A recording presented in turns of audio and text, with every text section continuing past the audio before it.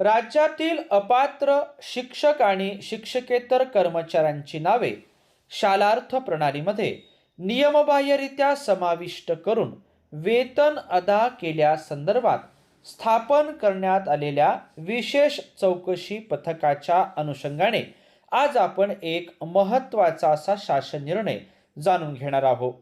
आत्मीय शिक्षक बंधू आणि भगिनींनो, नमस्कार. मी माझ्या शैक्षणिक यूट्यूब चॅनलमध्ये आपल्या सर्वांचं सहर्ष स्वागत करतो.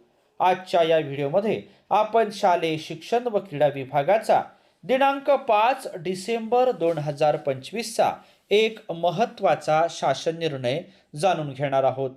अशाच प्रकारचे विविध शासन निर्णय जाणून घेण्यासाठी माझ्या या चॅनलला सबस्क्राईब करा अशी नम्र विनंती मी आपल्याला या व्हिडिओच्या निमित्ताने करतो आहे. सुरुवातीला आहे ती प्रस्तावना.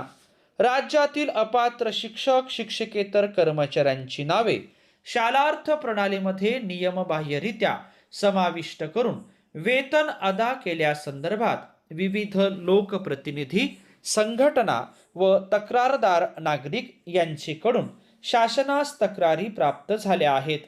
त्या अनुषंगाने राज्यात नागपूर, नाशिक, जळगाव, बीड, लातूर, मुंबई इत्यादी ठिकाणी असे गैरप्रकार आढळून आल्याबाबतच्या तक्रारी शासनास प्राप्त झाल्या आहेत. त्या अनुषंगाने संदर्भाधीन शासन निर्णयान्वये विशेष चौकशी पथकाची निर्मिती करण्यात आलेली आहे. या प्रकरणी विशेष तपास प्रमुख तथा विभागीय आयुक्त पुणे विभाग पुणे यांनी दिनांक 13/10/2025च्या पत्रान्वये सदर समितीचे कामकाज प्रभावीपणे आणि जलद गतीने पार पाडण्यासाठी प्रकरणाची व्याप्ती पाहता चौकशी पथकास 6 महिन्यांची मुदतवाढ देण्याची विनंती केली आहे. त्यानुसार सदर प्रकरणी चौकशी पथकास मुदतवाढ देण्याची बाब शासन स्तरावर विचाराधीन होती. त्या अनुषंगाने आता आपण जाणून घेऊया शासन निर्णय काय आहे तो. राज्यातील अपात्र शिक्षक शिक्षकेतर कर्मचाऱ्यांची नावे शालार्थ प्रणालीमध्ये नियमबाह्यरित्या समाविष्ट करून वेतन अदा केल्यासंदर्भात संदर्भाधीन शासन निर्णयान्वये पुढील प्रमाणे विशेष चौकशी पथक स्थापन करण्यात आलेले आहे.